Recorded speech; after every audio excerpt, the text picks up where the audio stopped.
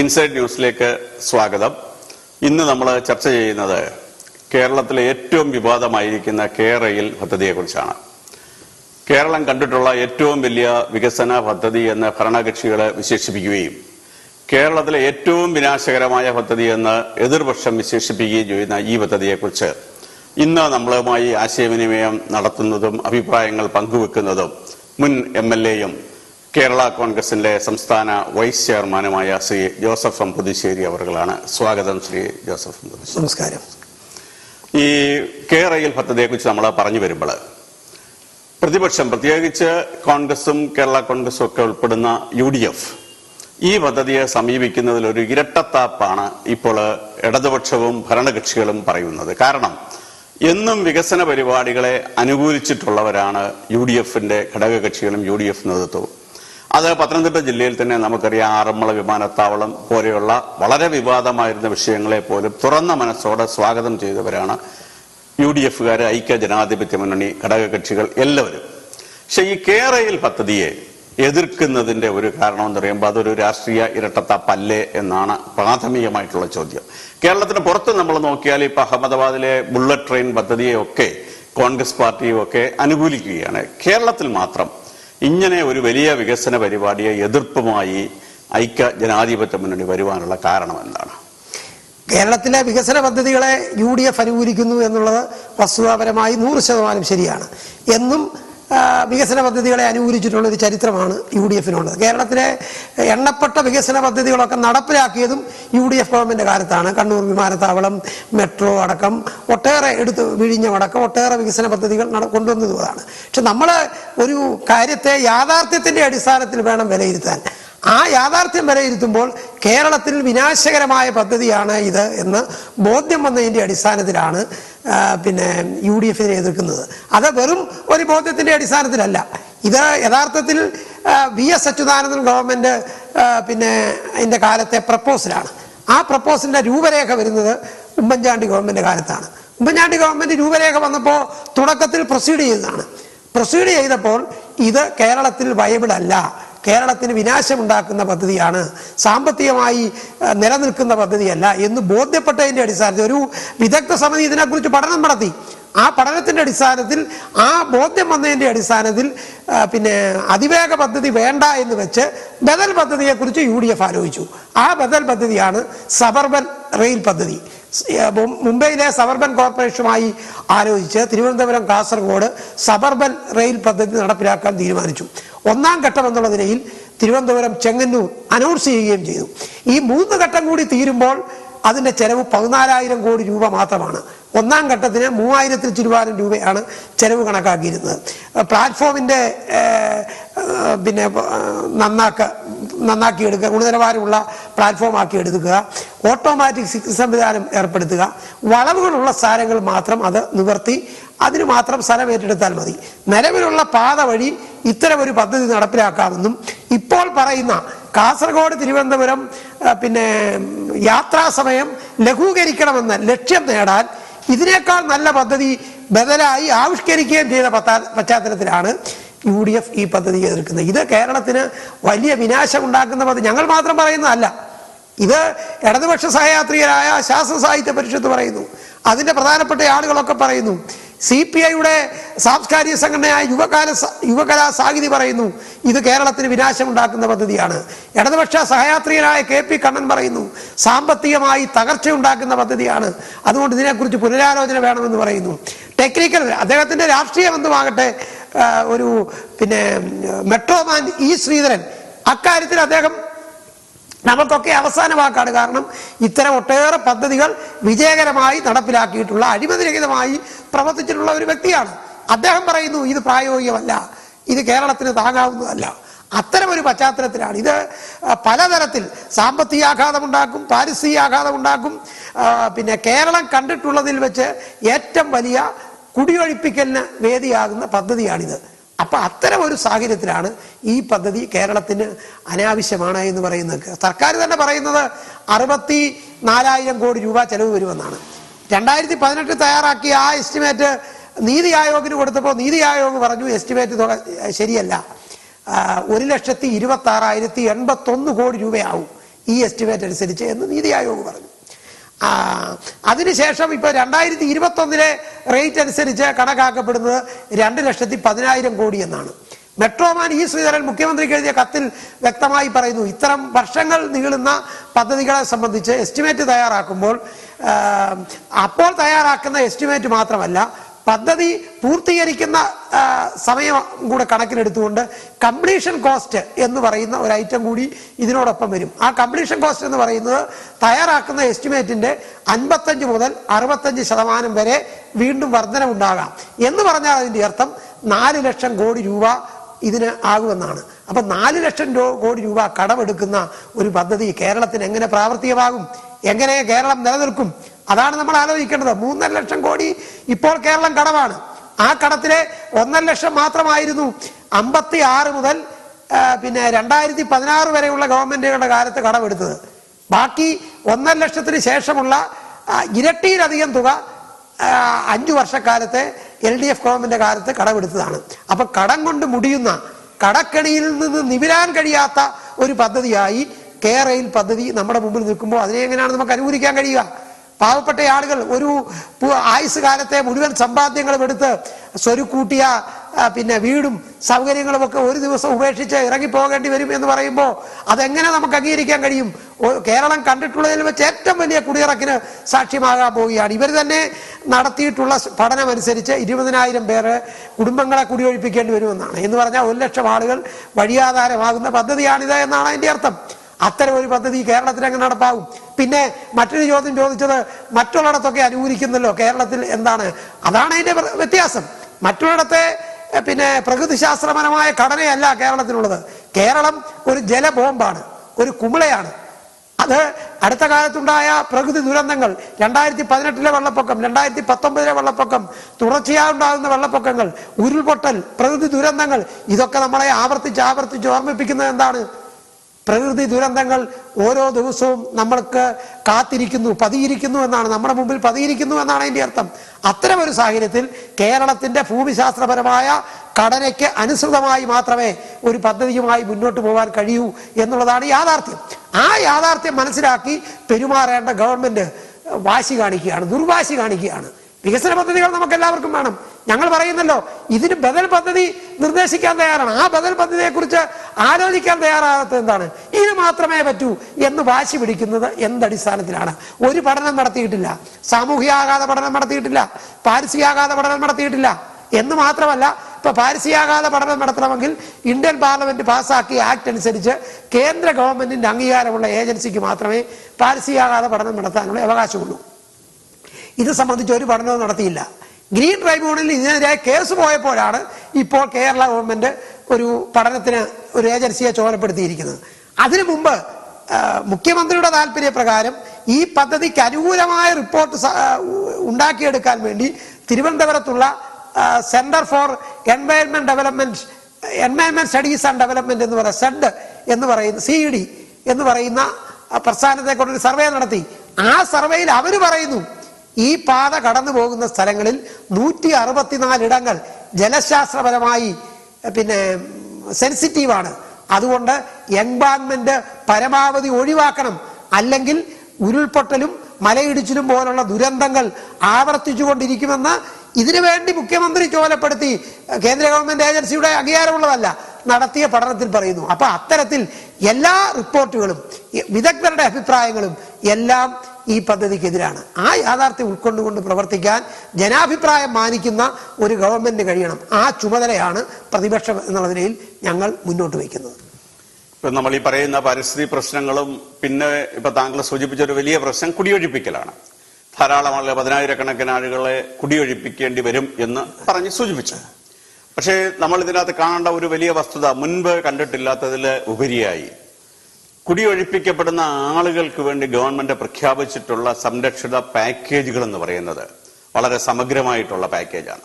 ഇപ്പൊ കേരളത്തിൽ തന്നെ നമുക്കറിയാം 3-4 പദ്ധതികൾ വന്ന സമയത്ത് ഈ നാഷണൽ ഹൈവേയുടെ വികസന പരിപാടി വന്നപ്പോൾ, അതുപോലെ തന്നെ ഗെയിൽ ഗ്യാസ് പദ്ധതി വന്നപ്പോൾ, കീഴാറ്റൂർ അവിടുത്തെ ബൈപ്പാസിന്റെ നിർമ്മാണം വന്നപ്പോൾ ഒക്കെ ഉണ്ടായ എതിർപ്പുകൾ, ഈ വികസന പാക്കേജുകൾ, ഈ പുനരധിവാസ പാക്കേജുകൾ ഗവൺമെന്റ് ഫലപ്രദമായി മുൻപോട്ട് കൊണ്ടുവരികയും നടപ്പാക്കുകയും ചെയ്തപ്പോൾ സമരരംഗത്ത് വന്ന ആളുകൾ, അസംതൃപ്തി പ്രകടിപ്പിച്ച ആളുകളൊക്കെ ഈ പദ്ധതിയോടെ അനുകൂലപ്പെടുന്ന ആളുകളായി മാറി. ഇവിടെയും ഇപ്പൊ മുഖ്യമന്ത്രി തന്നെ പൗരപ്രമുഖരുമായി, ആളുകളുമായി നേരിട്ട് സംവദിക്കുന്ന പദ്ധതി തുടങ്ങിക്കഴിഞ്ഞ് പ്രോഗ്രാം കഴിഞ്ഞ ദിവസം തിരുവനന്തപുരത്ത് കഴിഞ്ഞ് പത്തനംതിട്ടയിൽ തന്നെ അടുത്ത ദിവസം ഫിക്സ് ചെയ്തിട്ടുണ്ട്. അതൊരു 2 ആഴ്ച കൊണ്ട് മുഖ്യമന്ത്രി മുഴുവൻ ജില്ലകളിലും എത്തും. അവിടുത്തെ ജനപ്രതിനിധികളെയും പൗരപ്രമുഖരെയും ഒക്കെ കണ്ട് ഈ പദ്ധതി വിശദീകരിക്കും.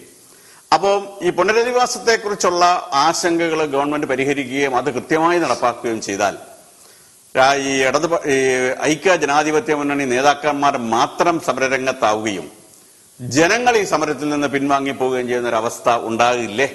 അതല്ലയോ നമ്മൾ ഈ മുമ്പ് 2-3 കാര്യങ്ങളിൽ നമ്മൾ കണ്ടത്. ഗെയിലായാലും കീഴാറ്റൂരായാലും ഈ നാഷണൽ ഹൈവേയുടെ വികസന പരിപാടികളിലൊക്കെ ആദ്യം വലിയ ആവേശത്തോടെ എതിർപ്പുമായി തദ്ദേശവാസികളൊക്കെ വന്നു. പക്ഷെ അവരുടെ ഭാഗം സുരക്ഷിതമാണെന്ന് കണ്ടപ്പോൾ അവർക്കൊക്കെ നല്ല രീതിയിൽ നഷ്ടപരിഹാരം ലഭിച്ചു.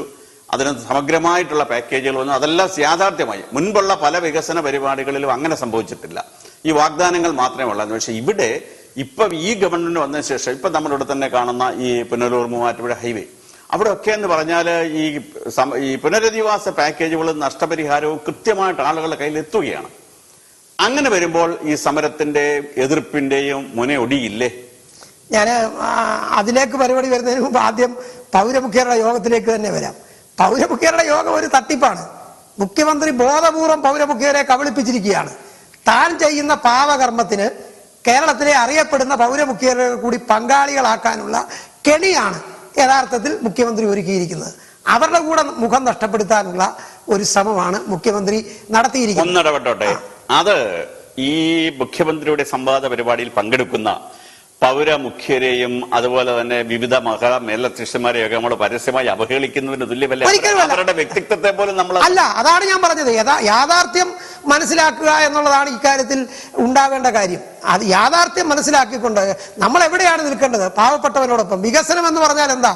ഒരു വരേണ്യവർഗത്തിന് മാത്രം പ്രാപ്യമായ ഒരു സംരംഭത്തെ അല്ല വികസനം എന്ന് പറയുന്നത്. വികസനം മഹാത്മാഗാന്ധി പറഞ്ഞത് തന്നെ സമൂഹത്തിലെ ഏറ്റവും ദുർബലനായവനും അതിന്റെ ആനുകൂല്യം ലഭിക്കുന്നു എന്ന് ഉറപ്പുവരുത്തണം വികസന പ്രവർത്തനങ്ങളിൽ എന്നാണ് നെഹ്റുവിനോടും അന്ന് ഭരണത്തിലേക്ക് വന്ന ആളുകളോടും മഹാത്മാഗാന്ധി ഉപദേശിച്ചതാണ്. അപ്പൊ അതാണ് ഗാന്ധിയൻ വികസന സങ്കല്പം. അതാണ് ഇത്. കുറെ ആളുകൾക്ക് ഇപ്പം 4 മണിക്കൂർ കൊണ്ട് കാസർഗോഡ് നിന്ന് തിരുവനന്തപുരത്ത് എത്തണം, ബാക്കി ഇതിനിടയിൽ വരുന്ന ദുരിതം മുഴുവൻ മറ്റാളുകൾ സഹിച്ചുകൊള്ളണം എന്ന് പറയുന്നതിന് എന്ത് കാര്യമാണ്? അക്കാര്യത്തിൽ എന്താണ് ഇവിടെ വേണ്ടത്? എന്താണ് പഴയ രാജാവിനെ നോക്കി നഗ്നനാണെന്ന് പറഞ്ഞ കുട്ടിയുടെ ചിത്രമാണ് എനിക്കിവിടെ ഓർമ്മ വരുന്നത്. ഇവിടെ അതാണ് വേണ്ടത്. യാഥാർത്ഥ്യം എന്താണെന്ന് തിരിച്ചറിയണം.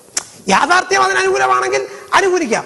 യാഥാർത്ഥ്യം എന്താണെന്ന് തിരിച്ചറിയുക എന്നുള്ളതാണ് പ്രശ്നം. യാഥാർത്ഥ്യം തിരിച്ചറിയുമ്പോൾ കേരളത്തിന് ചേർന്നതല്ല, കേരളത്തിന് വിനാശത്തിലേക്ക് നയിക്കുന്ന പദ്ധതിയാണ് ഇതെന്ന് എല്ലാവർക്കും ബോധ്യപ്പെടും. ഇപ്പൊ അതിന്റെ ഒറ്റ കാര്യം ഞാൻ പറയാം. ഞാൻ കബളിപ്പിച്ചു എന്ന് പറയുന്നത് വെറുതെ പറഞ്ഞതല്ല. അദ്ദേഹം പറഞ്ഞത് എല്ലാ മാധ്യമങ്ങളും റിപ്പോർട്ട് ചെയ്തു. ബഫർ സോൺ 10 മീറ്ററേ ഉള്ളൂ എന്നാണ് അദ്ദേഹം ഈ പൗരമുഖ്യരോട് പറഞ്ഞത്. യഥാർത്ഥത്തിൽ എന്താണ്? ഇതിനുവേണ്ടി സിസ്റ്റർ തയ്യാറാക്കിയ DPR ഉണ്ടല്ലോ, ആ DPR പുറത്തുവിടാതിരിക്കാൻ പരമാവധി ശ്രമിച്ചു. ഒളിച്ചു വെക്കാൻ പരമാവധി ശ്രമിച്ചു. എന്നാൽ ആ ഒളിച്ചു വെക്കാൻ നടത്തിയ ശ്രമങ്ങളെയൊക്കെ തള്ളിക്കൊണ്ട് ഭാഗികമായി റിപ്പോർട്ട് പുറത്തു വന്നിട്ടുണ്ട്. ആ റിപ്പോർട്ടിലെ എക്സിക്യൂട്ടീവ് സമ്മറിയിലെ 85-ാമത്തെ പേജിൽ പറയുന്നത് 30 മീറ്റർ ഇരു സൈഡിലോട്ടും ഫ്രീസ് ചെയ്യുമെന്നാണ് പറഞ്ഞിരിക്കുന്നത്. ഫെൻസിങ്. അത് കയ്യിലിരിക്കുമ്പോഴാണ് മുഖ്യമന്ത്രി പൗരമുഖ്യരോട് പറയുന്നത് 10 മീറ്ററെ ബഫർ സോൺ ഉള്ളൂ എന്ന് പറയുന്നു. അപ്പൊ ഞാൻ ഈ യാഥാർത്ഥ്യം ചൂണ്ടിക്കാണിച്ച ഞാനാണോ പൗരമുഖ്യരെ ആക്ഷേപിക്കുന്നത്? അതോ കബളിപ്പിച്ച് കളവ് പറഞ്ഞ് ഇതിന്റെ രേഖയിൽ 30 മീറ്റർ എന്ന് പറയുമ്പോൾ അതല്ല 10 മീറ്ററേ ഉള്ളൂ ബഫർ സോൺ എന്ന് പച്ചയ്ക്ക് കളവ് പറഞ്ഞ് മുഖ്യമന്ത്രിയാണോ അവരെ കബളിപ്പിച്ചത് എന്ന് അവര് പരിശോധിക്കണം. അതാണ് ഞാൻ പറഞ്ഞത്. അപ്പൊ ഇവിടെ വേണ്ടത് എന്താണ്?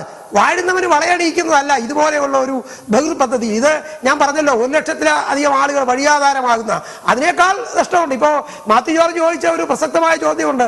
ആനുകൂല്യം കിട്ടുമ്പോൾ ആനുകൂല്യം കിട്ടുന്നവർ മാത്രമല്ല ഇതിനകത്ത് കെണിയിൽപ്പെടുന്നത്. ഒന്ന്, ആനുകൂല്യം കിട്ടുന്നത് ഈ എടുക്കുന്ന സ്ഥലവുമായി ബന്ധപ്പെട്ടവർക്ക് മാത്രം, സ്ഥല ഉടമകൾക്ക്. ബഫർ സോൺ വരുന്നു, ഇരു സൈഡിലേക്കും 30 മീറ്റർ വീതം ഫ്രീസ് ചെയ്യും എന്ന് നിങ്ങൾ പരിശോധിച്ചോളുക. ഞാൻ വേണമെങ്കിൽ ഞാൻ തരാം. 85-ാമത്തെ പേജിൽ വ്യക്തമായി ഈ കരട് റിപ്പോർട്ടിൽ പറഞ്ഞിരിക്കുകയാണ്. അപ്പൊ അത് ഫ്രീസ് ചെയ്യുന്ന സ്ഥലമാണ്, എടുക്കുന്ന സ്ഥലമല്ല. അതിന്റെ വ്യത്യാസം അതാണ്. അത് അവരെ നേരിട്ടിരയാകുന്നവര് കേരളത്തിലെ മുഴുവൻ ജനങ്ങളും നേരിട്ടിരിക്കാം. അപ്പം താങ്കൾ പറയുന്നത് ഈ 30 മീറ്റർ എന്ന് പറയുന്നത് നഷ്ടപരിഹാര പാക്കേജിൽ ഉൾപ്പെടുത്തില്ലയോ? ഇല്ല. ഇതിനു വേണ്ടി എടുക്കുന്ന സ്ഥലം കഴിഞ്ഞുള്ള ബഫർ സ്റ്റോൺ, അതായത് റെയിൽ പാളത്തിന് പുറത്തേക്ക് അതും റെയിൽവേ പ്രോപ്പർട്ടി ആയിട്ട് മാറുകയല്ലേ? അല്ല, പുറത്തേക്ക് ഫ്രീസ് ചെയ്തിടും എന്ന് പറഞ്ഞാൽ നമുക്കൊന്നും ചെയ്യാനൊക്കത്തില്ല. പക്ഷെങ്കിൽ പിന്നെ ഏറ്റെടുക്കുന്ന ഭൂമിയായി വരുന്നില്ല. അതാണ് അതിന്റെ വ്യത്യാസം. അപ്പൊ ഈ പദ്ധതി എന്താ? പദ്ധതി എന്ന് പറയുന്നത് മുഖ്യമന്ത്രി മറ്റൊരു പച്ചക്കള്ളം പറഞ്ഞത് നിങ്ങൾ പദ്ധതി വായിച്ചു കാണും.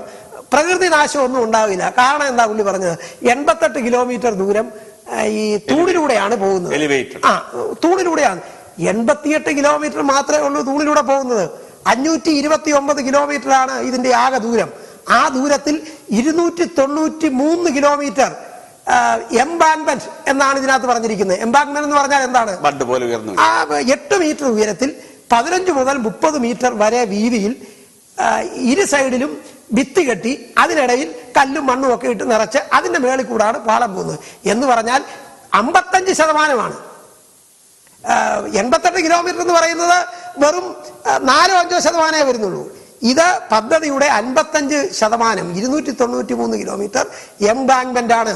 ആ എംബാങ്ക്മെന്റ് എന്ന് പറഞ്ഞാൽ ഈ ശ്രീധരൻ പറഞ്ഞതുപോലെ ചൈനയുടെ മതിൽ പോലെയുള്ള മതിൽ വരികയാണ്.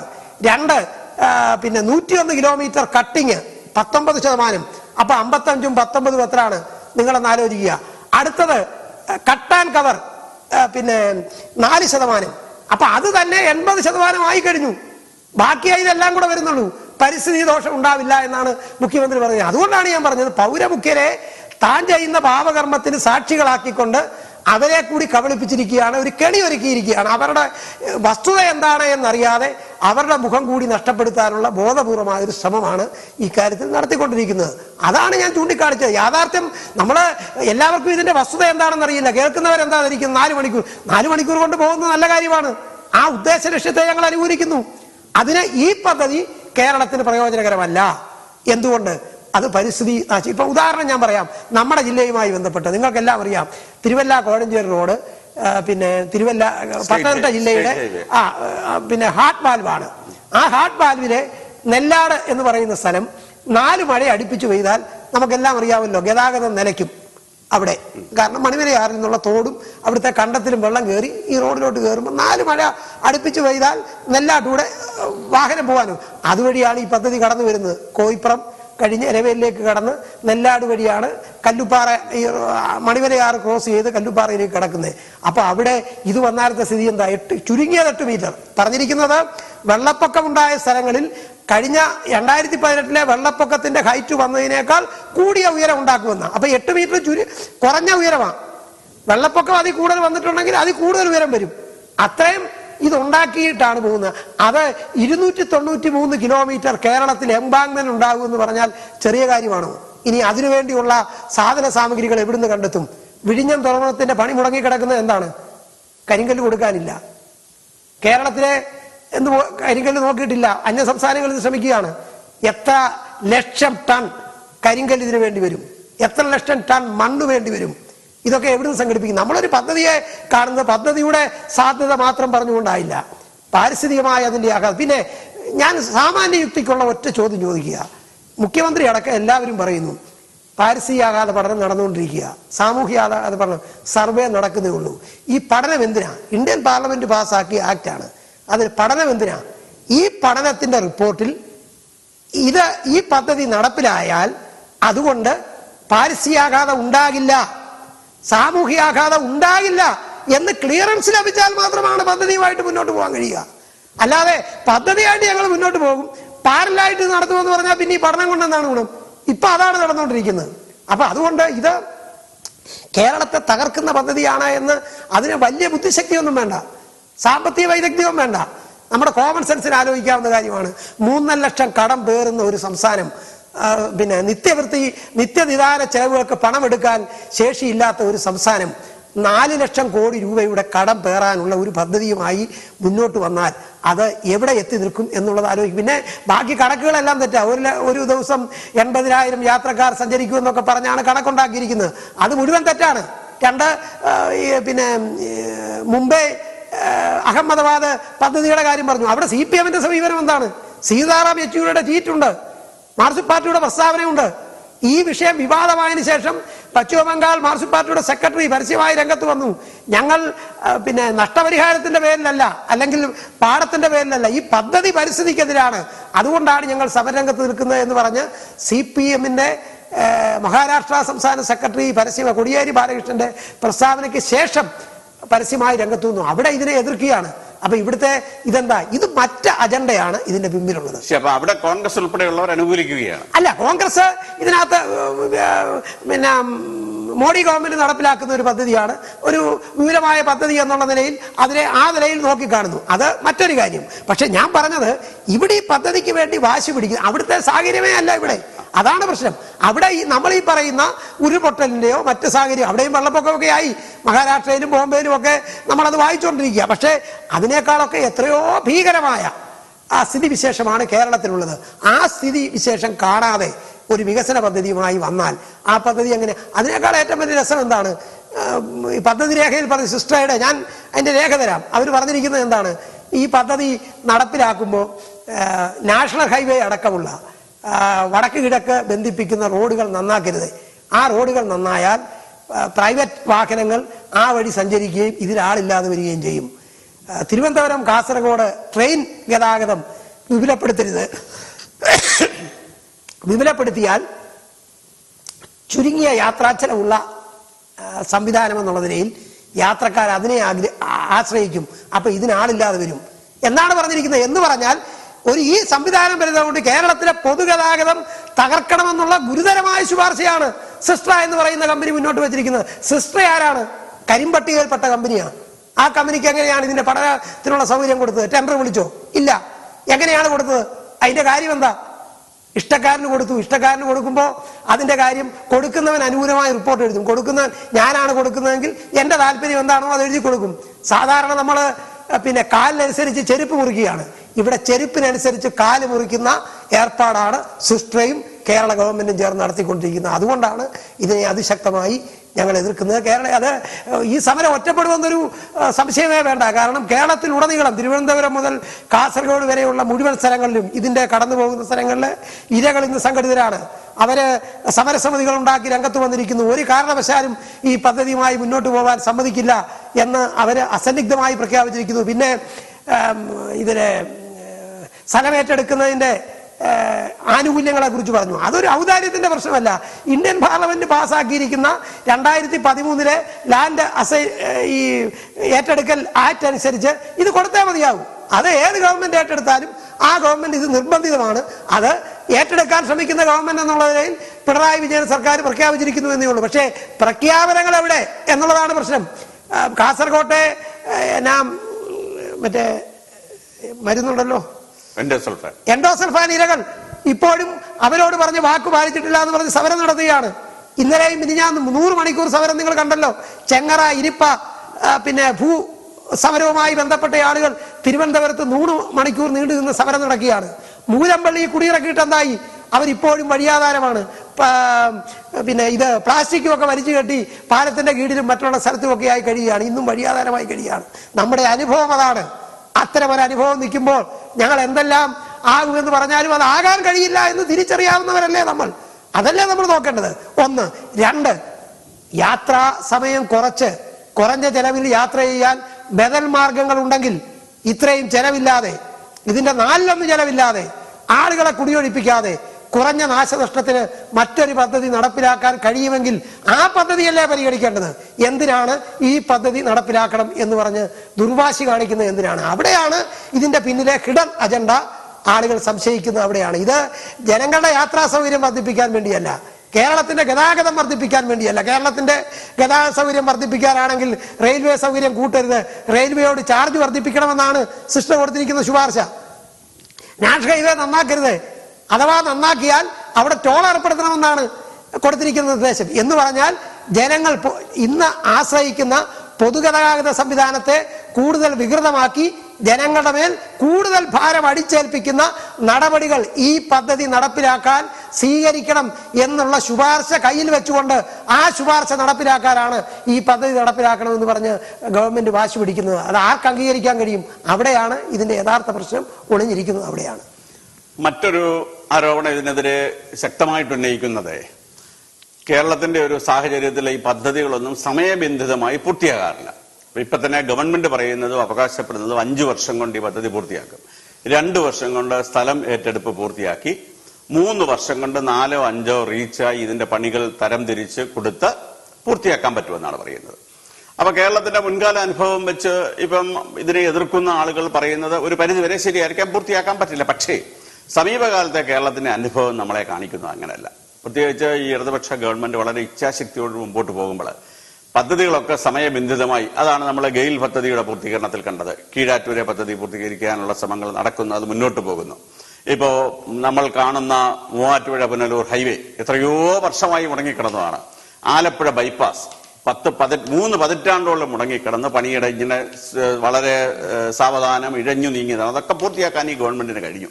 അപ്പൊ ഇപ്പോഴത്തെ സമീപകാല അനുഭവം നമ്മളിപ്പോ തന്നെ ആലപ്പുഴ ചങ്ങനാശ്ശേരി റോഡിന്റെ അതിന്റെ നിർമ്മാണ പ്രവർത്തനങ്ങൾ നമുക്കറിയാം, വളരെ പെട്ടെന്നാണ് ആ പദ്ധതി മുമ്പോട്ട് പോയിക്കൊണ്ടിരിക്കുന്നത്. അവിടെ പാലമൊക്കെ പൊളിച്ചു പണിയുമ്പോൾ ഇപ്പൊ തന്നെ ആ പൊങ്ങയിൽ പാലമൊക്കെ കൈതവന ജംഗ്ഷനിലെ പാലം എന്നൊക്കെ പറയുന്നത് 1 മാസം കൊണ്ട് പൂർത്തീകരിക്കുമെന്ന് പറഞ്ഞ് അവർ പൊളിച്ചെങ്കിലും 23-ാം ദിവസം വരെ പാലങ്ങൾ തുറന്നു കൊടുത്തു. അപ്പൊ സമീപകാല അനുഭവം എന്ന് പറയുന്നത് നമ്മുടെ മുൻകാല ചരിത്രത്തിന് വിഭിന്നമാണ്. പദ്ധതികളൊക്കെ സമയബന്ധിതമായോ അതിനു മുമ്പോ തന്നെ പൂർത്തിയാക്കുകയാണ്. അപ്പൊ ആ രീതിയിൽ ഗവൺമെന്റ് ഇച്ഛാശക്തിയോടുകൂടി പ്രവർത്തിച്ചാൽ ഈ പദ്ധതി 5 വർഷം കൊണ്ട് പൂർത്തിയാകുക. ഇപ്പൊ താങ്കൾ സൂചിപ്പിച്ചതുപോലെ വർഷങ്ങൾ നീണ്ടുപോകുമ്പോൾ ഇതിന്റെ എസ്റ്റിമേറ്റ് തുകയൊക്കെ വളരെ കൂടും എന്നൊക്കെയുള്ള ആ ആശങ്കകളൊക്കെ അസ്ഥാനത്തല്ലേ? സമയബന്ധിതമായി പൂർത്തിയാക്കി മുൻപോട്ട് പോകാൻ സാധിക്കില്ലേ? ഈ പറഞ്ഞതിന് യാതൊരു അടിസ്ഥാനവുമില്ല. കാരണം ഇത് ആദ്യത്തെ സംഭവമല്ല. കേരളത്തിൽ റെയിൽവേ ഓവർ ബ്രിഡ്ജുകൾ പണിയുമ്പോൾ കാരണം സാങ്കേതിക വിദ്യയിൽ വലിയ വളർച്ചയുണ്ടായി. ആ സാങ്കേതിക വിദ്യ വളർന്നിരിക്കുന്നതനുസരിച്ച് സമയബന്ധിതമായി അല്ലെങ്കിൽ സമയപരിധിക്കുള്ളിൽ ഇത് പൂർത്തിയാക്കാൻ കഴിയും. നമ്മുടെ തമ്പാനൂർ റെയിൽവേയുടെ ഓവർ ബ്രിഡ്ജ് പണിത് സമയത്തിന് മുമ്പ് പൂർത്തിയാക്കി അവാർഡ് വാങ്ങിച്ചതാണ്. UDF ഗവൺമെന്റ് കാലത്താണ്, കേന്ദ്ര ഗവൺമെന്റിന്റെ സ്കീമാണ്, ഇവിടാണ് നടപ്പിലാക്കിയത്. അവാർഡ് വാങ്ങിച്ചു, അതിന് പാരിതോഷികം കൊടുത്തു. അപ്പൊ അത്തരം കാര്യങ്ങൾ നേരത്തെ ഉണ്ടായിട്ടുണ്ട്. പിന്നെ ഇപ്പൊ ഉണ്ടായിരിക്കുന്ന ഒരു പ്രത്യേകത പറയാം. ഇപ്പോൾ തടസ്സം നിൽക്കുന്ന പാർട്ടിയാണ് കേരളം ഭരിക്കുന്നത്. അതാണ് ഇതിനകത്തെ ഏറ്റവും പ്രധാനപ്പെട്ട കാര്യം. പി രാജീവ് അല്ലല്ല, പി രാജീവ് ഗെയിൽ പദ്ധതിക്കെതിരായി പി രാജീവ് സമരരംഗത്ത് വന്നത് അടക്കമുള്ള എത്ര കാര്യങ്ങൾ ചൂണ്ടിക്കാണിക്കാൻ കഴിയും. ഇപ്പോഴത്തെ ധനമന്ത്രി ബാലഗോപാൽ ഈ പദ്ധതിക്കെതിരായി രാജ്യസഭയിൽ പറഞ്ഞ അദ്ദേഹത്തിന്റെ പ്രസംഗം സോഷ്യൽ മീഡിയയിലെല്ലാം പ്രചരിച്ചു. അപ്പൊ CPM തന്നെ നേരത്തെ ഇതിന് വ്യത്യസ്തമായ നിലപാട് സ്വീകരിച്ചിട്ടുണ്ട്. അപ്പൊ അത് വ്യത്യസ്തമായ ഒരു കാര്യമാണ്. സമയബന്ധിതമായി പൂർത്തീകരിക്കാൻ എന്ന് വെച്ചാൽ പോലും ഈ 5 വർഷം കൊണ്ട് കഴിയില്ല എന്നുള്ളതാണ് ഇക്കാര്യത്തിലുള്ള കാര്യം. 5 വർഷം കൊണ്ട് കഴിയുന്നതിന്റെ കാര്യം മാത്രമല്ല, അതിനെ സാമ്പത്തികമായ കെടുതിയാണ്. ഇത് കേരളത്തിൽ ഉണ്ടാക്കുന്ന പാരിസ്ഥിതിക ആഘാതം വളരെ വലുതാണ്. കാരണം വെള്ളം ഒഴിഞ്ഞു പോകാൻ വയ്യാത്ത സാഹചര്യങ്ങളിലേക്ക് ഉണ്ടാകും. നമ്മൾ ഈ 2018 വെള്ളപ്പൊക്കത്തിന് കണ്ട ഏറ്റവും വലിയ കെടുതി എന്താണ്? നമ്മുടെ സൈന്യം എന്ന് നമ്മൾ വിശേഷിപ്പിച്ച മത്സ്യത്തൊഴിലാളികൾ കൊല്ലത്ത് നിന്ന് ബോട്ടുമായി വന്നപ്പോൾ ബോട്ടിന് സഞ്ചരിക്കാൻ കഴിയാഞ്ഞ വീടുകളിൽ കെട്ടിവെച്ച മതിലുകളാണ്. അതുകൊണ്ട് അകത്തേക്ക് കയറാൻ കഴിയാത്ത സാഹചര്യങ്ങൾ പലയിടത്തുമുണ്ട്. അതിനേക്കാൾ വലിയ ദുരന്തമാണ് ഇത് വന്നാൽ കേരളത്തിൽ 293 കിലോമീറ്റർ ദൂരം ചുരുങ്ങിയത് 8 മീറ്റർ ഉയരത്തിൽ എംബാങ്ക്മെന്റ് എന്ന് പറയുന്ന വൻമതിൽ സൃഷ്ടിക്കപ്പെട്ടാൽ അതുണ്ടാക്കുന്ന പ്രളയം, അതുമായി ബന്ധപ്പെട്ട് വരുന്ന കാര്യം, 500 മീറ്റർ അടവിട്ട് ഓവർ ബ്രിഡ്ജോ അടിപ്പാതയോ വരുമെന്നാ പറഞ്ഞത്. ഈ അടിപ്പാതയിലെല്ലാം വെള്ളം കയറിയാലേ എങ്ങനെയാണ് അപ്പുറത്തോട്ടും ഇപ്പുറത്തോട്ടും കടക്കുന്നത്? ഒരു മഴക്കാലം നമ്മളെ സംബന്ധിച്ചിടത്തോളം എന്താണ്? ഗ്ലാസ്കോ റിപ്പോർട്ട് അടക്കം IPCCയുടെ പുതിയ റിപ്പോർട്ട് വന്നതൊക്കെ നമ്മൾ കണ്ടല്ലോ. കേരളം വളരെ സ്ഫോടനാത്മകമായ കാലാവസ്ഥയുമായി ബന്ധപ്പെട്ട് സ്ഫോടനാത്മകമായ ഒരു സ്ഥിതിവിശേഷത്തിലാണ് നിൽക്കുന്നത്. അതുകൊണ്ട് വളരെ കരുതലോടുകൂടി മുന്നോട്ട് പോകണം എന്നാണ് പരിസ്ഥിതിയുമായി ബന്ധപ്പെട്ട പഠനം നടത്തിയ മുഴുവൻ റിപ്പോർട്ടുകളും കേരള ഗവൺമെന്റിനും ഇന്ത്യ ഗവൺമെന്റിനും ഒക്കെ കൊടുത്തിരിക്കുന്നത്. അന്തർദേശീയ ഏജൻസികളും ദേശീയ ഏജൻസികളും സംസ്ഥാനങ്ങൾ ഇതിനകത്ത് ചുമതലപ്പെടുത്തിയിട്ടുള്ള ആളുകളും ഇതാണ് പറഞ്ഞിരിക്കുന്നത്. ഇതൊക്കെ കണ്ടില്ലെന്ന് നടിച്ചുകൊണ്ട് ഒരു വികസന പദ്ധതിയാണ്. വികസന പദ്ധതി എന്തിനാണ്? നമുക്കതിനൊരു ലക്ഷ്യമുണ്ട്. ആ ലക്ഷ്യം എന്താണ്? കണ്ണൂർ കാസർഗോഡ് യാത്രയുടെ സമയദൈർഘ്യം കുറയ്ക്കണം. അത് കുറയ്ക്കാൻ ഇതിനേക്കാൾ കുറഞ്ഞ പദ്ധതി ഉണ്ടെങ്കിൽ ഇപ്പം തന്നെ ഇന്ത്യൻ റെയിൽവേ 165 കിലോമീറ്റർ സ്പീഡ് 2025 ആർജിക്കുമെന്ന് പ്രഖ്യാപിച്ചു കഴിഞ്ഞു. അതനുസരിച്ചുള്ള നടപടികൾ ആരംഭിച്ചു കഴിഞ്ഞു. ഈ കേരളത്തിൽ അതിന്റെ ഫസ്റ്റ് പദ്ധതി എന്നുള്ള നിലയിൽ പ്രഖ്യാപിച്ചിരിക്കുന്നത് എറണാകുളം ഷൊർണൂർ പാതയിൽ 3-ാം ലൈൻ നിർമ്മിക്കാൻ പോവുകയാണ്. 165 കിലോമീറ്റർ സ്പീഡിൽ ഓടാൻ കഴിയുന്ന ട്രെയിൻ സംവിധാനത്തിന് വേണ്ടി. അത് 2025 ആർജിക്കുമെന്നാണ് പറഞ്ഞിരിക്കുന്നത്. അപ്പം ചെലവ് കുറഞ്ഞ, ആഘാതം കുറഞ്ഞ, കെടുതികൾ കുറയ്ക്കുന്ന ബദൽ പദ്ധതികൾ ഉണ്ടെങ്കിൽ ലക്ഷ്യം നേടാനല്ലേ ശ്രമിക്കേണ്ടത്? ലക്ഷ്യം നേടാൻ ഇതേ മാർഗമുള്ളൂ എന്ന് പറഞ്ഞാൽ നമുക്ക് ഇപ്പോ പിന്നെ തിരുവല്ലയിൽ നിന്ന് കല്ലുപ്പാറ വഴി നേരിട്ടും ഇവിടുന്ന് തിരുവല്ലയ്ക്ക് പോകാം, ഇവിടുന്ന് മല്ലപ്പള്ളി പോയിട്ട് കുന്നന്താനം വഴിയും പോകാം. അപ്പം നമ്മൾ എന്താ ചെയ്യുക?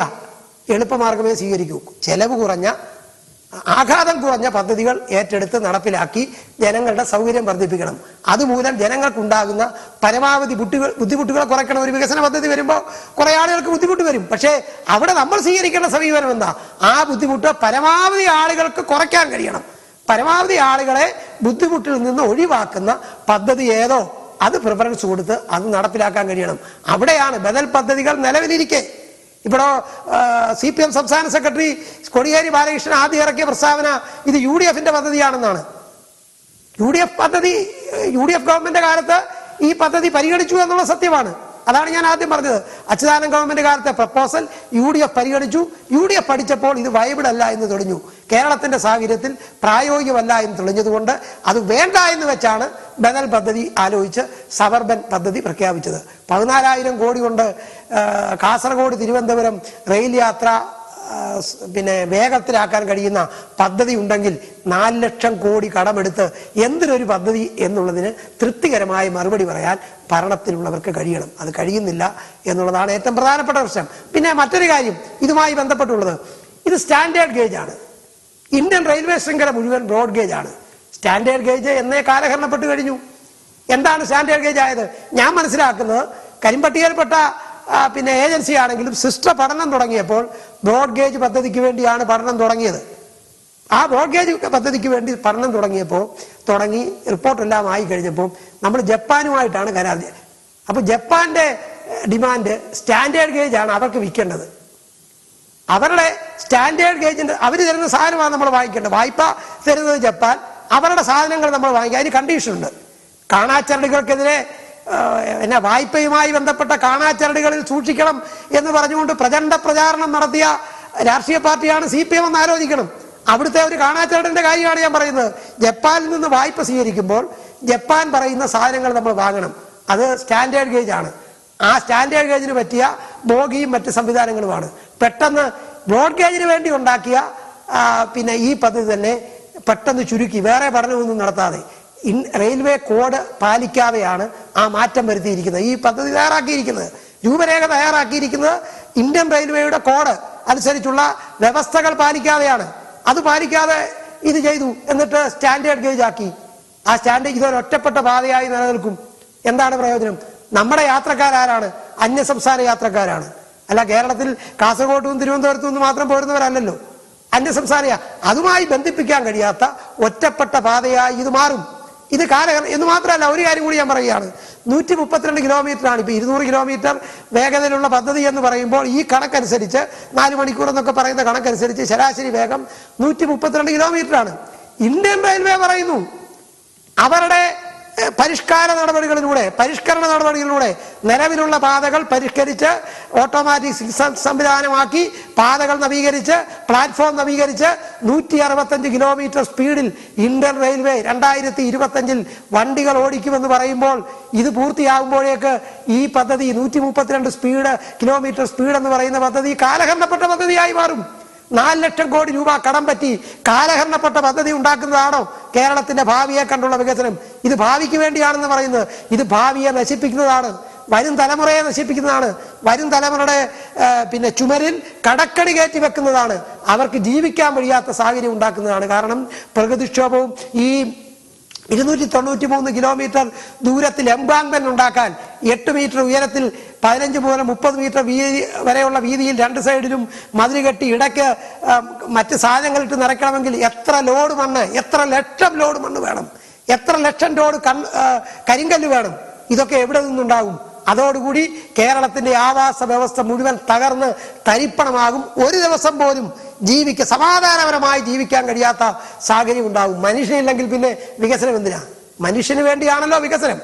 മനുഷ്യന്റെ കൂടുതൽ യാത്രാ സൗകര്യത്തിന് വേണ്ടി, അവന്റെ കൂടുതൽ ഗതാഗത പ്രയാസരഹിതമായ ഗതാഗതത്തിന് വേണ്ടി. അത് ആ മനുഷ്യന് ജീവിക്കാൻ കഴിയില്ലെങ്കിൽ പിന്നെ ഗതാഗതമോ മറ്റു കാര്യങ്ങളോ ഉണ്ടാക്കിയിട്ട് എന്താണ് കാര്യം? ആ ആപത്കരമായ കാര്യത്തെ അഭിസംബോധന ചെയ്യാൻ ഈ സർക്കാരിന് കഴിയുന്നില്ല. ധിക്കാരപരമായ നിലപാടുമായി സർക്കാർ മുന്നോട്ട് പോകുന്നു എന്നുള്ളതാണ് ഇപ്പോൾ നമുക്ക് കാണാൻ കഴിയുന്ന കാര്യം.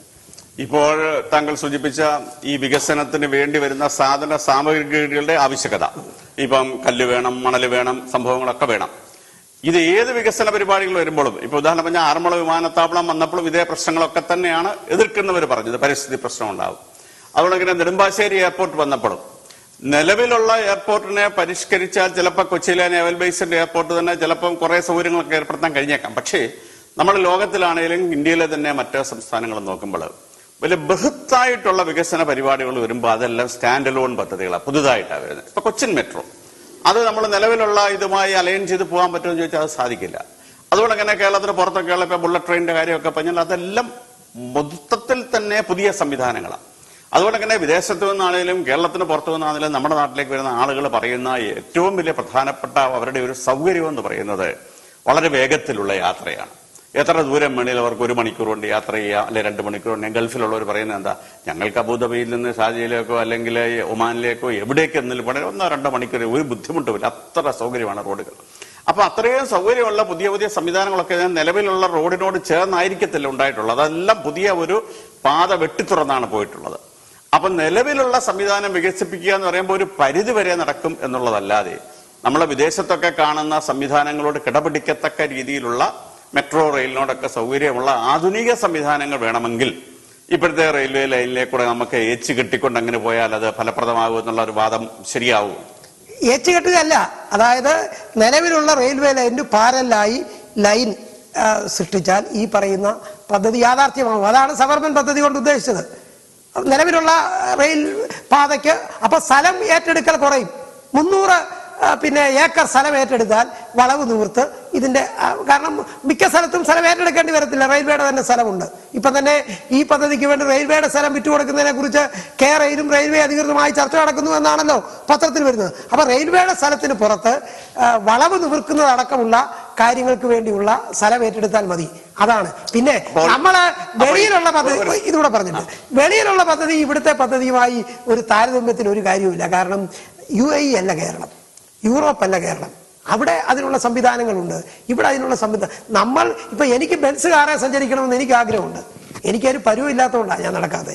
അപ്പൊ എന്താണ്, നമ്മുടെ സാഹചര്യം അനുസരിച്ച് ചുരുങ്ങാനും പരുവപ്പെടാനും നമ്മൾ സ്വയം തയ്യാറാവുകയാണ്. അതാണ് ഏറ്റവും പ്രധാനപ്പെട്ട കാര്യം. വൻകിട വികസിത രാജ്യങ്ങളിൽ അവരുടേതായ പദ്ധതികളുണ്ട്. പക്ഷെ അവിടെ ഒരു അപകടമുണ്ട്. എന്താണ്? പാരിസ്ഥിതിയുമായി ബന്ധപ്പെട്ട ഉച്ചകോടികൾ നടക്കുമ്പോൾ, ഗ്ലാസ്കോ ഉച്ചകോടി അടക്കം പാരീസ് ഉടമ്പടിക്ക് ശേഷം എന്താണ്, വികസിത രാഷ്ട്രങ്ങൾ ഒരുമിച്ച് കൂടിയിരുന്ന് എടുത്ത തീരുമാനം നടപ്പിലാക്കാൻ അവർക്ക് കഴിഞ്ഞില്ല. കാരണം ഇതുപോലെയുള്ള ഈ പാരിസ്ഥിതിക പ്രശ്നങ്ങൾ കണക്കിലെടുക്കാതെ ഏകപക്ഷീയമായി വികസന നടപടികളുമായി മുന്നോട്ട് പോയപ്പോൾ നമ്മൾ ലോകം വളരെ കൂടുതൽ കെടുതിയിലേക്ക് പോയി. ആഗോള താപനം ഉയർന്നു. നമ്മള് ഈ കണക്ക് പറഞ്ഞിരിക്കുന്നതിനേക്കാൾ വളരെ കൂടുതലായി ഇതിന്റെ താപന നിരക്ക് ഉയർന്നിരിക്കുകയാണ്. ഇപ്പം കൂടിയപ്പോഴും ഇത് കുറയ്ക്കണമെന്ന് പറഞ്ഞിരിക്കുക. പക്ഷെ കുറയ്ക്കണമെന്ന് പറഞ്ഞിട്ട് യാഥാർത്ഥ്യമാകുന്നില്ല. അപ്പൊ അതാണ് പറഞ്ഞത്, ലോകം പാരിസ്ഥിതിക പ്രശ്നങ്ങൾ കണക്കിലെടുക്കാതെ പോകുന്ന വികസന പരിപാടികൾ ഒരു വിനാശത്തിന്റെ വക്കിലേക്കാണ് നമ്മളെ നയിക്കുന്നതെന്ന് ഇനിയെങ്കിലും നമുക്ക് ബോധ്യപ്പെട്ടില്ലെങ്കിൽ എന്നാണ് നമുക്ക് ബോധ്യപ്പെടുക? വികസനം, അതാണ് ഞാൻ നേരത്തെ ചോദിച്ചത്, വികസനം എന്തിനു വേണ്ടി? വികസനം ആർക്ക് വേണ്ടി? നിലനിൽക്കാൻ കഴിയുന്നില്ലെങ്കിൽ, മനുഷ്യജീവൻ നിലനിൽക്കാൻ കഴിയുന്നില്ലെങ്കിൽ, സമാധാനപരമായി ജീവിക്കാൻ കഴിയുന്നില്ലെങ്കിൽ ആർക്ക് വേണ്ടിയാണ് വികസന പദ്ധതി?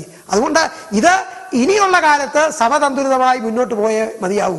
2018 ശേഷം നമുക്ക് കേരളത്തിൽ തന്നെ നമുക്ക് തരുന്ന സാഹചര്യങ്ങൾ, നമുക്ക് തരുന്ന മുന്നറിയിപ്പുകൾ അതാണ്. ആ മുന്നറിയിപ്പ് ഉൾക്കൊള്ളാനും എന്താ മുഖ്യമന്ത്രി പറഞ്ഞത്? 2018 കഴിഞ്ഞ് മുഖ്യമന്ത്രി വിദേശത്ത് പോയില്ലേ? റൂം ഫോർ റിവർ, നെതർലൻഡ്സിൽ പോയിട്ട് പറഞ്ഞു റൂം ഫോർ റിവർ എന്ന് പറഞ്ഞു. എവിടെയാ റൂം ഫോർ റിവർ? ഇപ്പോ അതെല്ലാം മാറ്റിമറിച്ചുകൊണ്ടല്ലേ അദ്ദേഹം ഇപ്പൊ ഈ പദ്ധതിയുമായി മുന്നോട്ട് പോകുന്നത്. അപ്പം ഒരു പദ്ധതിയിൽ ഉറച്ചു നിന്നുകൊണ്ട് ഒരു പ്രഖ്യാപനത്തിൽ ഉറച്ചു നിൽക്കാൻ അദ്ദേഹത്തിന് കഴിയുന്നുണ്ടോ? ഇത് ഉറപ്പാണ്. ഇത് ഗതാഗത സൗകര്യമോ മറ്റു കാര്യങ്ങളോ ഇത്തരം കാര്യങ്ങൾ പരിഗണിക്കാതെ മുന്നോട്ട് പോകാൻ ഒരു സർക്കാരിനും കഴിയില്ല. അത് ഏത് സർക്കാർ വന്നാലും. എന്തുകൊണ്ടാണ് ഉമ്മൻചാണ്ടി ഗവൺമെന്റ് ഈ പദ്ധതി വേണ്ട എന്ന് വെച്ചത്? ഉമ്മൻചാണ്ടി ഗവൺമെന്റ് കാലത്ത് ഈ പദ്ധതിയുടെ പ്രപ്പോസൽ വന്നല്ലോ.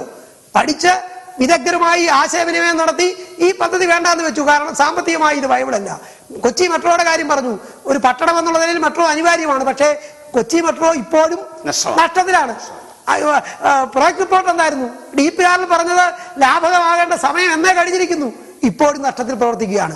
ഇത് നമ്മുടെ കൺമുമ്പിലുള്ള ഒരു അനുഭവ പാഠമാണ്. ഇത്രയുമൊക്കെ ആയിട്ടും എന്നെ തല്ലണ്ടമാവ, ഞാൻ നന്നാവില്ല എന്ന് പറഞ്ഞുകൊണ്ട് ദുർവാശി പിടിക്കുന്ന അനന്തരവനെ പോലെ ഉത്തരവാദിത്തപ്പെട്ട ഭരണാധികാരികൾ പെരുമാറരുത്. അതാണ് ഇപ്പോൾ നമ്മൾ കാണുന്നത്. അത് നമ്മുടെ നാടിന്റെ എന്നേക്കുമായുള്ള വിനാശത്തിലേക്ക് നയിക്കും. അതാണ് ഞങ്ങൾക്ക് ഓർമ്മിപ്പിക്കാനുള്ളത്. ആറന്മുള എയർപോർട്ടിന്റെ കാര്യം ഇവിടെ സൂചിപ്പിച്ചു. എനിക്കും സൂചിപ്പിക്കാനുള്ളത് അതാണ്. കാരണം ഇതിന്റെ 100-1 പ്രകൃതിനാശം ഉണ്ടാകാത്ത ആറന്മുള എയർപോർട്ടിനെതിരെ അതിശക്തമായ നിലപാടിന്റെ രാഷ്ട്രീയ പാർട്ടിയാണ് ഇടതുമുന്നണി, CPM ഉം CPI അടക്കം. കൃഷിമന്ത്രി P. പ്രസാദ് അടക്കമുള്ളവർ ഈ കാര്യത്തിൽ മൗനം വെടിയണം, വായി തുറക്കണമെന്നാണ് എനിക്ക് സൂചിപ്പിക്കാനുള്ളത്. സമരരംഗത്ത് മുൻപന്തിയിൽ നിന്ന ആളുകളാണ്. ഇതിന്റെ 100% പ്രകൃതിനാശം ഉണ്ടാക്കാത്ത പദ്ധതിക്ക് എതിരെ സമരരംഗത്ത് വന്ന ആളുകൾ അതിന്റെ 100 ഇരട്ടി പ്രകൃതിനാശം ഉണ്ടാകുന്ന ഒരു പദ്ധതി വരുമ്പോൾ അത് കേരളത്തിന് യോജിച്ചതാണ്, പ്രകൃതിനാശം ഉണ്ടാവില്ല എന്ന് മുഖ്യമന്ത്രിയുടെ വാക്കിന് ഏറാൻ മൂടികളായി നിൽക്കുന്ന കാണുമ്പോൾ എനിക്ക് സഹതാപം തോന്നുന്നു എന്ന് മാത്രമേ അതുമായി ബന്ധപ്പെട്ട് സൂചിപ്പിക്കാനൂ. ഇതിന്റെ അകത്ത് മറ്റൊരു കാര്യം, ഇതിന്റെ പോസിറ്റീവായിട്ടുള്ള ധാരാളം ഘടകങ്ങൾ ഒന്ന് പറയുന്നത്, ഈ പദ്ധതി പൂർത്തിയായി കഴിഞ്ഞാൽ നമ്മുടെ റോഡുകളിലെ ട്രാഫിക്കിന്റെയും വാഹനങ്ങളുടെ എണ്ണത്തിൽ ഗണ്യമായ കുറവുണ്ടാകും. 10,000-കണക്കിന് വാഹനങ്ങളുടെ റൂട്ട് ഒരു ദിവസം തന്നെ കുറയുന്ന ഒരു സ്ഥിതി ഉണ്ടാകും. അപ്പൊ അതിലൂടെ ഉണ്ടാകുന്ന ഈ പൊള്യൂഷൻ, അതിൻ്റെതായ കാർബൺ എമിഷൻ, ഇതൊക്കെ വളരെ വളരെ വളരെ ഗണ്യമായി കുറയാനും അന്തരീക്ഷത്തെ തന്നെ സംരക്ഷിക്കുന്ന ഒരവസ്ഥയിലേക്ക് കൊണ്ടുപോകാനും ഈ സംവിധാനത്തിന് കഴിയാം. മറ്റൊന്നുള്ളത്, ഇതിലൂടെ ഉണ്ടാകുന്ന വാണിജ്യ, വ്യാവസായിക, വിദ്യാഭ്യാസ രംഗത്തുണ്ടാകുന്ന ഒരു വലിയ കുതിച്ചുചാട്ടം. ഇപ്പോൾ ഒരു ഉദാഹരണം പറഞ്ഞാൽ, ചിലപ്പോൾ തിരുവനന്തപുരത്ത് നിന്ന് എറണാകുളം വരെ പോലും ദൈനംദിനം എന്നവണ്ണം ആളുകൾക്ക് വന്ന് ജോലി ചെയ്ത് മടങ്ങിപ്പോകാനൊക്കാവുന്ന ഒരു സ്ഥിതിവിശേഷം ചിലപ്പോൾ ഉണ്ടാകാം. അത് ചിലപ്പോൾ വടക്കു നിന്നും എറണാകുളത്തേക്കോ തൃശ്ശൂരോ ഒക്കെ ഉണ്ടാകാം. അപ്പൊ അങ്ങനെ നമ്മൾ വിഭാവനം ചെയ്യുന്നതിലൊക്കെ വളരെ ഉപരിയായിട്ടുള്ള സാമ്പത്തികമായ നേട്ടം, വാണിജ്യപരമായ നേട്ടം, വ്യാവസായികമായ നേട്ടം ഒക്കെ ഈ പദ്ധതികൾ കൊണ്ടുണ്ടാകാം.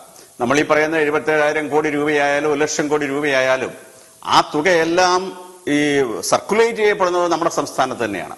അതിലൂടെ സൃഷ്ടിക്കപ്പെടുന്ന തൊഴിൽ സാധ്യതകൾ, വാണിജ്യ സാധ്യതകൾ, ഇതൊക്കെ നമുക്ക് കണ്ടില്ലെന്ന് നടിക്കാൻ പറ്റുമോ? ഈ പറയുന്ന ദോഷങ്ങളെ എല്ലാം കൊണ്ട് നമുക്ക് ഇവയെല്ലാം മൂടി വെക്കാൻ പറ്റുമോ? ഈ പറയുന്നതൊന്നും യാഥാർത്ഥ്യബോധത്തോടു കൂടിയല്ല. അവിടെയാണ് ഒരു പ്രധാനപ്പെട്ട കാര്യം. ഇതിപ്പോ അങ്ങ് പറഞ്ഞു തിരുവനന്തപുരത്തു നിന്ന് എറണാകുളത്തും അല്ലെങ്കിൽ കാസർഗോഡ് നിന്ന് എറണാകുളത്തും വന്ന് ജോലി ചെയ്യാൻ കഴിയില്ല. കാരണം അങ്ങനെ താമസിച്ച് ജോലി ചെയ്യാൻ കഴിയാത്ത ആളുകൾ ആരാ? ആ വരുമാനമുള്ള ആളുകളാ. അവർക്ക് പറ്റിയ ഗതാഗത മാർഗമല്ലിത്. ഇത് സാമ്പത്തികമായി വരേണ്യവർഗത്തിന് മാത്രം പറ്റുന്ന ഗതാഗത മാർഗമാണ്. 3,000 കൂടുതൽ രൂപ കൊടുത്ത് ഒരാൾക്ക് സഞ്ചരിക്കുക എന്ന് പറഞ്ഞാൽ ദിവസ സഞ്ചാരത്തിന്റെ റേറ്റ് ആണ്. എങ്ങനെയാണ് ഒരു ജോലിക്കാരനത് അതിനെക്കുറിച്ച് ചിന്തിക്കാൻ പോലും കഴിയില്ല. അപ്പൊ ആ ഒരു പ്രചരണം അസ്ഥാനത്താണ്. 2, റോഡിലെ വാഹനങ്ങൾ കുറയുകയും മറ്റു കാര്യങ്ങൾ വേണം. അതിന് പൊതുഗതാഗത സംവിധാനം കൂടുതൽ വർദ്ധിപ്പിക്കണം. അവിടെയാണ് ഞാനീ പറഞ്ഞ ചുരുങ്ങിയ ചെലവിൽ നമ്മുടെ നിലവിലുള്ള റെയിൽവേ ലൈനിന് 3-4 ലൈൻ ഉണ്ടാക്കി ചുരുങ്ങിയ വേഗത്തിൽ, അതും പറയുന്ന ഇതാണ്, 6 മണിക്കൂറിൽ താഴെയാണ്, 5 മണിക്കൂറോ ഏതാണ്ടാണ് പറയുന്നത്, താഴെ തിരുവനന്തപുരം കൊച്ചി എത്താൻ കഴിയും വളരെ ചുരുങ്ങിയ റേറ്റിൽ.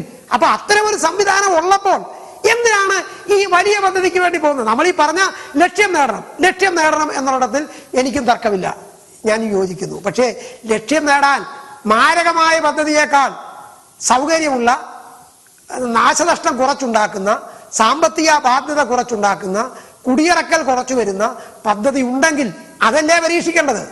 അവിടെയാണ് ഒരു സർക്കാർ ആർജവം പ്രകടിപ്പിക്കേണ്ടത്. സർക്കാരിന്റെ മുമ്പിലെ പഠനത്തിന്റെ ഒരു ഇത് വെറുതെ രാഷ്ട്രീയമായ ആരെങ്കിലും പറയുന്നതല്ല, വൈദഗ്ധ്യമുള്ള ആളുകൾ പറയുന്നു. ഇത് മുന്നോട്ട് പോകാൻ കഴിയുന്ന കാര്യമല്ല. KP കണ്ണൻ എന്ന് പറയുന്ന ഇടതുപക്ഷ സാമ്പത്തിക സഹയാത്രികൻ പറഞ്ഞ എന്താണ്? സാമ്പത്തികമായി ഒരു കാരണവശാലും ഇത് നിലനിൽക്കാൻ കഴിയുന്ന പദ്ധതിയല്ല, ഒരു ലാഭകരമായി പ്രവർത്തിക്കാൻ കഴിയുന്ന. പിന്നെ മറ്റൊരു കാര്യം കൂടെ പറയാം, ടെക്നിക്കലായി. ഞാനത് ടെക്നിക്കൽ മാത്രം പറയാൻ ആളല്ല, പക്ഷേ ഞാൻ വായിച്ചത് മെട്രോ ശ്രീധരൻ പറഞ്ഞത്, ഇത്തരം യാത്രാ സൗകര്യത്തിന് ഹൈ സ്പീഡ് റെയിൽവേയുമായി ബന്ധപ്പെട്ട് ചരക്കും യാത്രയും കൂടി ഒരുമിച്ച് നടക്കുന്ന പ്രശ്നമില്ല, റെയിൽവേ സുരക്ഷാ കമ്മീഷന്റെ അനുമതി അതിന് കിട്ടില്ല എന്നാണ് അദ്ദേഹം പറഞ്ഞതായി ഞാൻ വായിച്ചത്. അതിന് അദ്ദേഹം കാരണവും പറഞ്ഞു. ഹൈസ്പീഡ് വരുന്ന യാത്രാ ട്രെയിൻ ആണെങ്കിൽ അതിന് 25 ടണ്ണാണ് അതിന്റെ ആക്സിൽ ലോഡ്, ചരക്ക് ഗതാഗതത്തിന്, യാത്രയ്ക്കാണെങ്കിൽ 17 ടൺ ആക്സിൽ ലോഡാണ്. അപ്പൊ ഇത് പരസ്പരം പൂരകമായിട്ടുള്ള ഒരു കാര്യമല്ല. അതുകൊണ്ട് തന്നെ അതിന് രണ്ടിനും കൂടി ചേർന്ന് അനുമതി റെയിൽവേ സുരക്ഷാ കമ്മീഷൻ അനുമതി നൽകില്ല. ഇന്ത്യയിൽ ഒരിടത്തും അത്തരം ഒരു അനുമതി കൊടുത്തിട്ടില്ല എന്ന് മെട്രോമാൻ ഇ ശ്രീധരൻ പറഞ്ഞത് ഞാൻ വായിച്ചു. ഞാൻ അതിനെക്കുറിച്ച് ആധികാരികമായി പറയാൻ ഞാൻ ആളല്ല, ടെക്നിക്കൽ മാറ്ററാണ്. അപ്പൊ ഞാൻ പറഞ്ഞ ടെക്നിക്കൽ ഇതിനകത്ത് ഏറ്റവും വലിയൊരു രസം കൂടി ഞാൻ പറയുകയാണ്. കേരളയിൽ MD അജിത് കുമാർ ഓരോ ദിവസവും ഓരോന്ന് പറയുകയാണ്. അദ്ദേഹം ആദ്യം പറഞ്ഞു പിന്നെ എന്നാ സ്റ്റാൻഡേർഡ് ഗേജ് ആക്കിയത് ഇതാണെങ്കിലേ അനിവാര്യമാകൂ, ഇത് ഏറ്റവും വലിയ ഗുണമുള്ള ഉണ്ടാണെന്ന് പറഞ്ഞു. 2 ആഴ്ച മുമ്പ് അദ്ദേഹം പറഞ്ഞത് എന്താ, ജപ്പാന്റെ വായ്പയാണ്, അവര് പ്രിഫർ ചെയ്യുന്നത് സ്റ്റാൻഡേർഡ് ഗേജാ, അതുകൊണ്ടാണ് സ്റ്റാൻഡേർഡ് ഗേജ് ആക്കിയത്. അപ്പം അവർക്ക് വേണ്ടിയാണ് സ്റ്റാൻഡേർഡ് ഗേജ് ആക്കിയതെന്നാണ് അതിന്റെ അർത്ഥം. എന്ന് പറഞ്ഞാൽ കുറ്റസമ്മതമല്ലേ? ഞങ്ങൾ നേരത്തെ പറഞ്ഞു ഇതുകൊണ്ടാണ് ഇത് ചെയ്തതെന്ന്. അപ്പൊ കുറ്റസമ്മതമാണ് നടത്തുന്നത്. എന്നിട്ട് അദ്ദേഹം പറഞ്ഞ മറ്റൊരു വലിയ കാര്യം, മുഖ്യമന്ത്രി കൂടി പങ്കെടുത്ത ഒരു യോഗത്തിൽ വെച്ചാണ് അലൈൻമെന്റിന് അനുമതി കൊടുത്തതെന്നാണ് ഈ കേരളയിൽ MD പറഞ്ഞത്. അജിത് കുമാർ പറഞ്ഞത്. ഞാൻ ചോദിക്കട്ടെ, മുഖ്യമന്ത്രിക്ക്, അത് പിണറായി വിജയനാകട്ടെ, ഉമ്മൻചാണ്ടി ആവട്ടെ, മറ്റാരും ആകട്ടെ, ഒരു മുഖ്യമന്ത്രിക്ക് പിന്നെ സ്റ്റാൻഡേർഡ് ഗേജിൽ ഓടുന്ന സ്പീഡ് റെയിൽവേയുടെ അലൈൻമെന്റിന്റെ അനുമതി കൊടുക്കാനുള്ള ടെക്നിക്കൽ നോഹം എന്താണ്? അത് സാങ്കേതിക വൈദഗ്ധ്യമുള്ളവർ പറയേണ്ടതാണ്. അവിടെയാണ് മറ്റൊരു പ്രധാനപ്പെട്ട വിയോജിപ്പിക്കാര്യത്തിൽ ഉയരുന്നത്. പിന്നെ റഡാർ സർവേ നടന്നതല്ലാതെ മറ്റൊന്നും നടന്നില്ല. സ്പോട്ട് സർവേ നടന്നതേ ഇല്ല. ഗൂഗിൾ മാപ്പ് ഉപയോഗിച്ച് പിന്നെ ഇത് സ്പോട്ട് സർവേ നടന്നേ ഇല്ല. ഓരോ സ്പോട്ടിലും വസ്തുതാ പഠനം നടത്തി എങ്ങനെയാണെന്ന് തീരുമാനിക്കണം. ഇത് റഡാർ സർവേ നടത്തി ഗൂഗിൾ മാപ്പ് എടുത്തു, തിരുവനന്തപുരത്തു നിന്ന് കാസർഗോഡ് നിന്ന് നേരെ ഒരു വര വരച്ചു. അതാണ് ഈ പദ്ധതി. ഇത്ര ലഘൂകരിച്ചാണോ, ഇത്ര ലാഘവ ബുദ്ധിയോടുകൂടിയാണോ ഇതുപോലൊരു വലിയ പദ്ധതിയെ കാണേണ്ടത്? അതിനാ സ്പോട്ട് സർവേ നടക്കണം. വസ്തുതാ പഠനം ഭൂമിയിൽ നിന്ന് സർവേ നടത്താൻ സമ്മതിക്കില്ല. അല്ലല്ല, അത് ഈ സർവേ അല്ല, ഇത് കല്ലിടുന്ന സർവേയാണ്. അവിടെയാണ് ഇതിന്റെ പ്രത്യേകത. ഇത് തലതിരിഞ്ഞ ഏർപ്പാടാണ് ഇതിൽ സ്വീകരിക്കുന്നതെന്നുള്ളത് കൊണ്ടാണ് എതിർപ്പ് വരുന്നത്. മറിച്ച് ഇതിന്റെ പ്രാഥമിക പരിശോധന നടത്തി അതനുസരിച്ച് റിപ്പോർട്ട് ഉണ്ടാക്കുകയാണെങ്കിൽ ഇപ്പൊ ഞാൻ ഒറ്റ ഉദാഹരണം പറയാം. ഞങ്ങൾ ഇവിടെ UDF ഇക്കാര്യത്തിൽ നിലപാടെടുക്കുന്നത് ഞാൻ അതുകൂടെ അഭിമാനപൂർവ്വം പറയാൻ ആഗ്രഹിക്കുന്നു. UDFന്റെ നിലപാടൊക്കെ വരുന്നതിന് മുമ്പ് കഴിഞ്ഞ ഗവൺമെന്റ് കാലത്ത് തന്നെ ഈ പദ്ധതിക്കെതിരായി നിലപാടെടുത്ത ഒരാളാണ് ഞാൻ.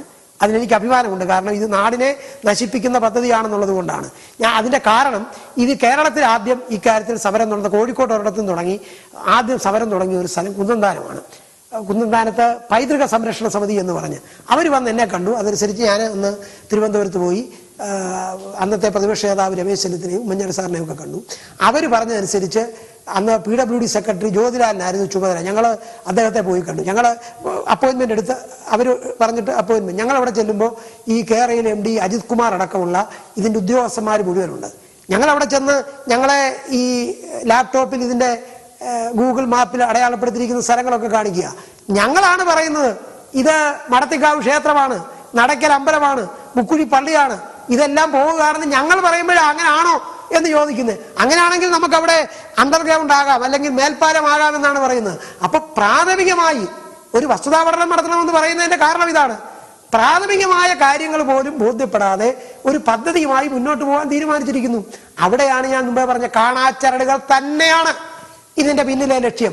ആ കാണാച്ചരടുകളിൽ കുടുങ്ങിക്കിടക്കുന്ന താല്പര്യമാണ് ഈ പദ്ധതിക്ക് വേണ്ടി വാശി പിടിക്കുന്നതിന് കാരണം. അല്ലെങ്കിൽ ലക്ഷ്യം നേടാൻ ആഘാതം കുറയ്ക്കുന്ന, പരിസ്ഥിതി ആഘാതം കുറയ്ക്കുന്ന, സാമ്പത്തിക കെടുതി കുറയ്ക്കുന്ന, സാമൂഹിക ആഘാതം കുറയ്ക്കുന്ന ബദൽ പദ്ധതി ഉണ്ടായിരിക്കെ അത് പരിഗണിക്കില്ല.